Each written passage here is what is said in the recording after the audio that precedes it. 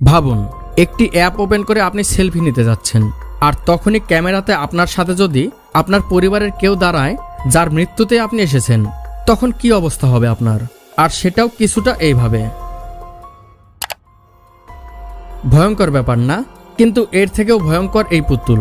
আপনি কি এই অভিশপ্ত পুতুলকে কাছে রাখতে চাইবেন?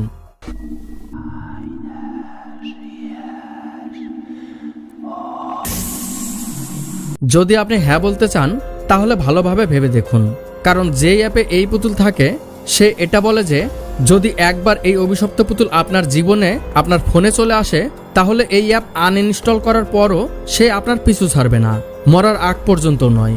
আর এখন আপনি ভাবুন একটি বাচ্চার ঘর থেকে এমন আওয়াজ শোনার পর আপনার কি অবস্থা হবে? Hi kids, I'm your new friend. Happy, slappy, whatever you want me to be called. You see, I want to play with you, kiddo.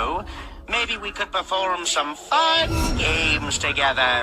কিন্তু এই আওয়াজ সত্যিই একটা 7 বছরের বাচ্চার ঘর থেকে এসেছিল, যার পরে ওই বাচ্চার মায়ের অবস্থাও খারাপ হয়ে গিয়েছিল। কিন্তু এই ভয়ঙ্কর আওয়াজ এবং ছবি কোনো ফিল্মের নয়, এই সব কিছু সত্যি রয়েছে, আর এই সব কিছু অ্যাপের মধ্যে রয়েছে। এই জন্য আজ কথা বলবো এমন কিছু ভয়ঙ্কর অ্যাপ সম্পর্কে, যার সম্পর্কে জেনে না শুধু আপনার হার্টবিট বেড়ে যাবে, তার সাথে আপনার আত্মাও কেঁপে উঠবে।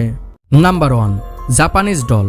পুতুল খেলা তো ছোটবেলায় সবাই খেলেছেন, কিন্তু যদি সেই পুতুলই অভিশপ্ত এবং ভয়ঙ্কর হয় আর আপনাকে সত্যি নিজের মা মনে করে, তো যদিও এই পুতুল বাস্তব দুনিয়ার পুতুল নয়, বরং একটি গেম অ্যাপ জাপানিজ ডলের পুতুল, যা গেমের মধ্যে আপনাকে বলে যে সে তার মায়ের পেটে রয়েছে। আর আপনি কি জানেন এই পুতুলের মা কে? আপনি, যে এই গেম খেলছে, যেখানে এই অভিশপ্ত পুতুলের গেম খেলার জন্য ইউজারদের ক্যান্ডেলস কালেক্ট করতে হয়, আর এই ক্যান্ডেল কালেক্ট করার জন্য এক লেভেলে গিয়ে এই পুতুল ধীরে ধীরে বাড়তে থাকে, যেখানে প্রথমে আসে তার শয়তানি হার্ট, আর তারপর তার বাকি বডি পার্টস তৈরি হতে থাকে। আর যখন যখন গেমের লেভেল বাড়ে এই ডলের আজব ট্রান্সফরমেশন হতে থাকে, যেটা দেখার পর যে খেলে তার গায়ের লোম দাঁড়িয়ে যায়। আর যে খেলে তার গায়ের লোম দাঁড় করানোর জন্য স্টেজগুলো পার করার পর এন্ড লেভেলে আসে, যেখানে এই ডল আরও ভয়ঙ্কর হয়ে ওঠে। আর স্ক্রিনের একদম কাছে এসে জাপানিজ ল্যাঙ্গুয়েজে হয়তো এটা ক্লেম করে যে সে অনেক ব্যথা পাচ্ছে, আর তারপর দেখতে দেখতে তার চেহারায় দেওয়ালের মতোই ফাটল চলে আসে, আর আচমকাই এই ডল বুড়ো বাচ্চার মতো দেখতে লাগে।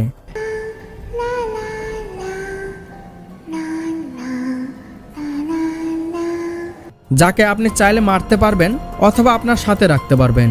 কিন্তু এই গেমের একটা ক্লেম এটাও যে আপনি এটা মারতে অথবা আপনার সাথে রাখার যে অপশনটাই বেছে নেন না কেন, এই ডল সবসময়ের জন্য আপনার সাথেই থাকবে, হয় মরে অথবা জীবন্ত থেকে।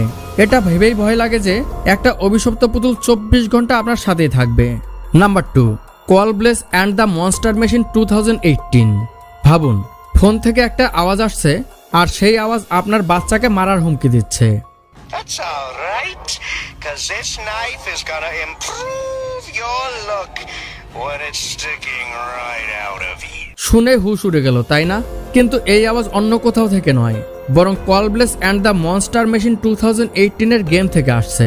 এখানে গেম কমপ্লিট হওয়ার পর অ্যাজ এ থ্রেট বাচ্চাদের ফিকশনাল ক্যারেক্টার প্লেজের ফোন আসে। এই প্লেস কল শুরু হওয়ার সাথে সাথে, Hi kids, I'm your new friend. Happy, slappy, whatever you want me to be called.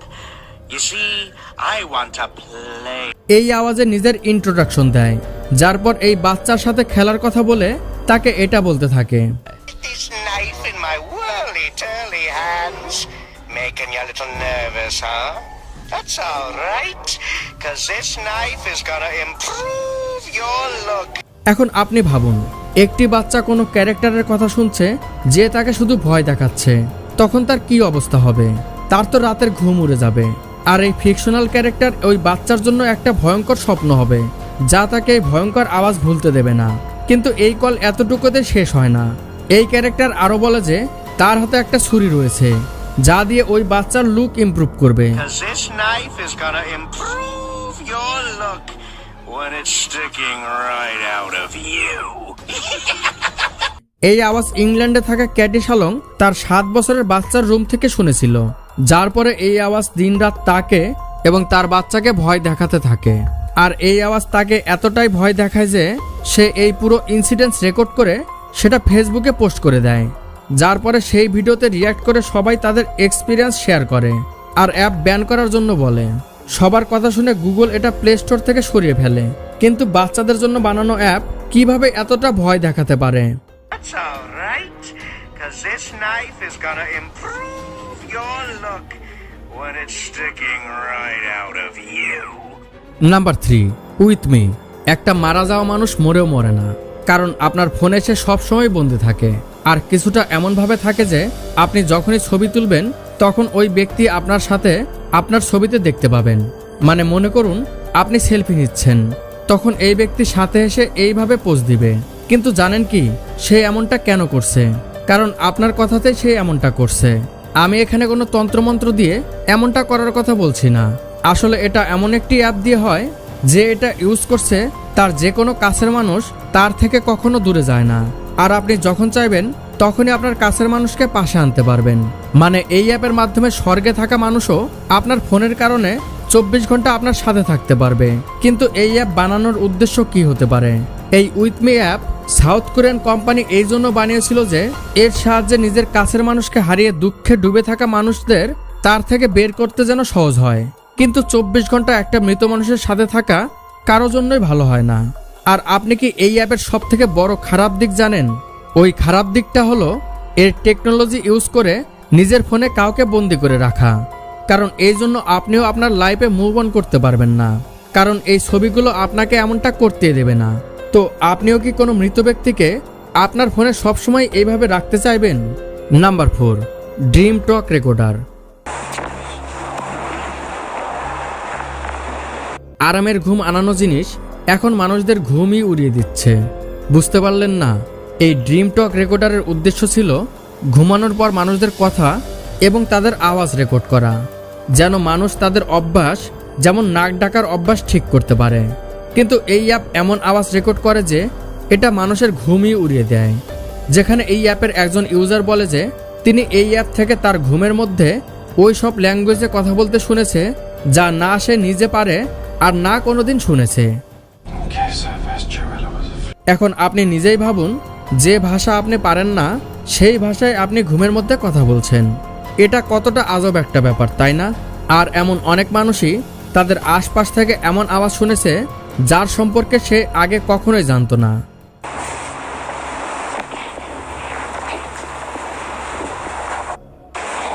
এখন আপনি চাইলে কিউরিসিটি বলেন অথবা বাহাদুরি বলেন, এই অ্যাপ 1 লাখেরও বেশি মানুষ ইউজ করছে যেন সে তার আশেপাশে থাকা প্যারানর্মাল জিনিস সম্পর্কে জানতে পারে।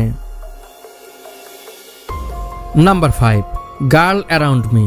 এই অ্যাপকে একটা ডেটিং অ্যাপের নাম দিয়ে মার্কেটে লঞ্চ করা হয়েছিল। কিন্তু কি জানেন, এই অ্যাপ তাদের মেইল ইউজারদের মেয়েদের রিয়েল টাইম লোকেশন এবং পার্সোনাল ইনফরমেশন পাঠাতো। মানে ইনফরমেশন তাদের স্কুলের হোক, তাদের লাইক ডিসলাইকের হোক অথবা তাদের কারেন্ট লোকেশনের, প্রত্যেকটা জিনিস প্রত্যেক সময় এই ডেটিং অ্যাপ দিয়ে একটা অপরিচিত মানুষের ফোন স্ক্রিনে থাকতো। আর জানেন কি, এই অ্যাপের সবচেয়ে খারাপ দিক ছিল এর প্রাইভেসি নর্মসকে ক্রস করা। যদি সিম্পল শব্দতে বলি তাহলে এই অ্যাপ মেইল ইউজারদের আশেপাশে থাকা মেয়েদের সব পার্সোনাল ইনফরমেশন, তাদের ফেসবুক প্রোফাইল, তাদের গ্যালারির ডাটা সবকিছুই কালেক্ট করত। আর সবচেয়ে বড় ব্যাপার এটা ছিল যে এই অ্যাপ নিজে নিজেই ইউজারদের পছন্দ মোতাবেক মেয়েদের মেসেজ পাঠিয়ে দিত। মানে একটা মেয়ে সবসময় অপরিচিত একটা ছায়ায় থাকতো, যা সব সময় সব জায়গায়, যেমন পার্টি হোক অথবা ক্লাব অথবা অফিস অথবা তার নিজের ঘর হোক, তার উপর নজর রাখতে পারত। আর জানেন কি, এর থেকেও খারাপ দিক কি ছিল? মেয়েরা এটাও জানতো না যে কেউ তার উপর নজর রাখছে, তাকে স্টক করছে আর তার স্ট্যাটাস অন্য কারো ফোনে অ্যাভেলেবল থাকছে।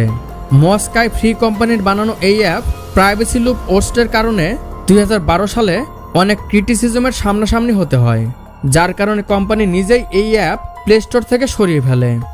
যদি এই অ্যাপগুলো সম্পর্কে জেনে আপনার ভালো লাগে তাহলে চ্যানেল সাবস্ক্রাইব করুন, না করুন ভিডিওতে একটা লাইক অবশ্যই করবেন।